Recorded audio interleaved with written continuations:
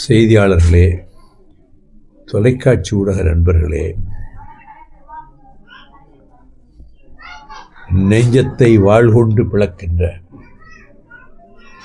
தாங்க முடியாத கொடிய துயரத்துக்கு ஆளாகி இருக்கிற இந்த குடும்பம், சுப்ராஜ் காளீஸ்வரி அவர்களினுடைய இரண்டாவது மகள், அவர்கள் மூத்த மகள் மதர் தெரசா பொறியியல் கல்லூரியில் 3ஆம் ஆண்டு ட்ரிபிள் படித்து கொண்டிருக்கிறார். இளைய மகள் 3 தேர்வுகள் பள்ளி இறுதி ஆண்டு எழுதிவிட்டு அடுத்த தேர்வுகளுக்கு தன்னை தயார்படுத்தி கொண்டிருந்த நிலையில் அந்தி சாய்ந்த வேளையில் சுமார் 6 மணி அளவில் இயற்கை உபாதைகளுக்காக வீட்டை விட்டு வெளியே செல்கிறார். போன மகள் 7 மணிக்கு திரும்பவில்லை, 7:30 மணிக்கு திரும்பவில்லை. இவர்கள் பதறிப்போய் தேட ஆரம்பிக்கிறார்கள். இந்த ஊரில் தமிழ்நாட்டில் உள்ள அத்தனை சமூக மக்களும் ஜாதி மக்களும் ஒற்றுமையாக வாழ்கிறார்கள். இவர்களோடு சேர்ந்து கொண்டு உற்றார் உறவினர்கள் பிற சமூகத்தில் எல்லோருமே தேடுகிறார்கள். எங்கும் பிள்ளையை காணோம், மகளை காணோம். உடனே இவர்கள் காவல் நிலையத்திற்கு,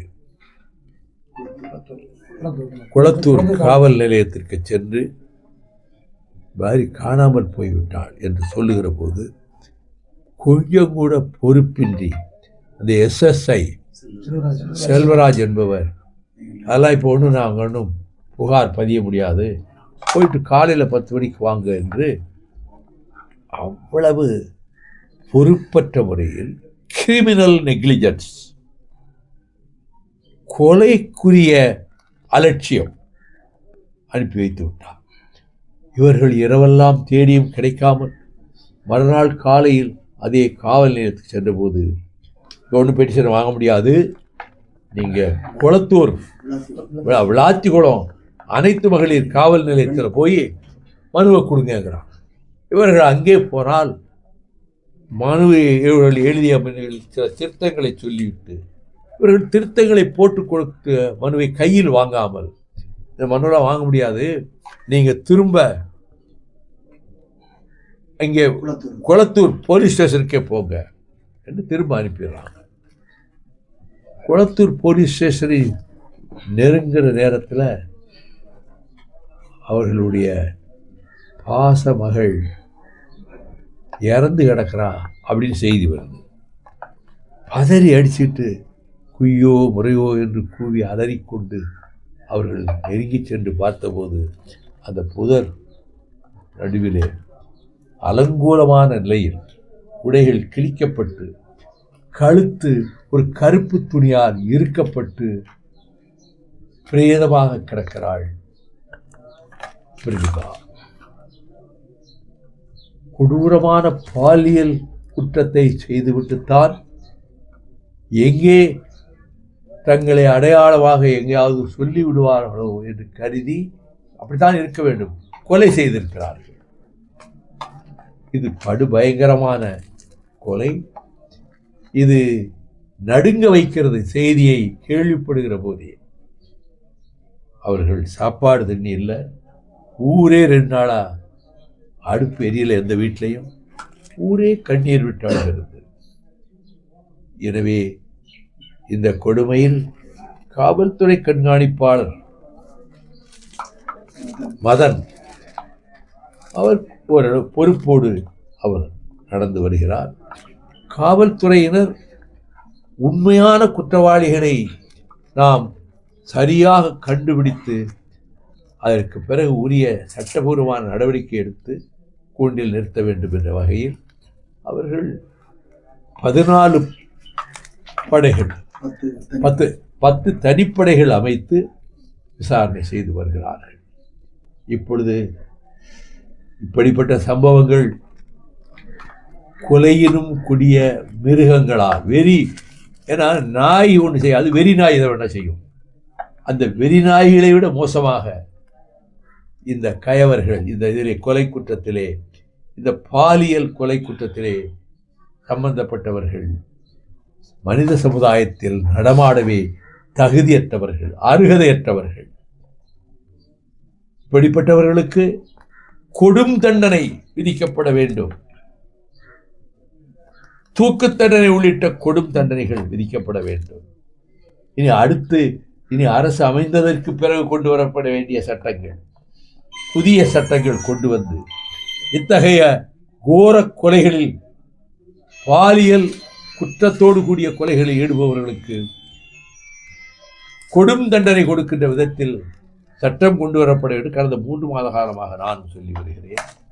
இப்பொழுது இங்கிருந்தவாறே நம்முடைய தமிழ்நாட்டு முதலமைச்சர் மாண்புமிகு டாக்டர் நம்முடைய கலைஞரின் அருமை புதல்வர் தளபதி மு.க. ஸ்டாலின் அவர்களினுடைய தனி உதவியாளர் தினேஷ்குமார் அவர்களிடம் இவற்றை விவரமாக நான் சொல்லியிருக்கிறேன்.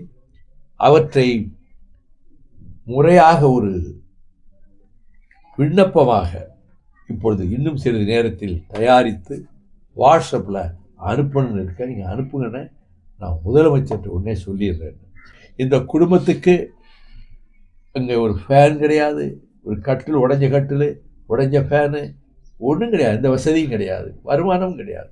இந்த குடும்பத்துக்கு கொடுக்க வேண்டிய நிவாரணத் தொகையை வழங்குவதுடன் இந்த கொடூர குற்றவாளிகளை கூண்டில் நிறுத்தி அவர்களுக்கு தக்க தண்டனைக்குரிய ஏற்பாடுகளை செய்வதுடன் மூத்த மகள் வித்யாவும் அந்த கல்லூரி படிப்பை முடிக்கின்ற வரை இந்த குடும்பம் இந்த செலவினங்களை எல்லாம் தாங்கிக் கொள்ளக்கூடிய விதத்தில் தக்க நிவாரண நிதி வழங்குவதோடு அந்த வித்யா என்கிற அந்த மூத்த மகள் பொறியியல் கல்லூரி பட்டப்படிப்பு முடிந்தவுடன் நல்ல தகுந்த ஊதியத்துடன் கூடிய வேலைக்கும் நம்முடைய மாண்புமிகு முதலமைச்சர் அவர்கள் நடவடிக்கை எடுப்பார்கள் என்ற முழு நம்பிக்கை எனக்கு இருக்கிறது.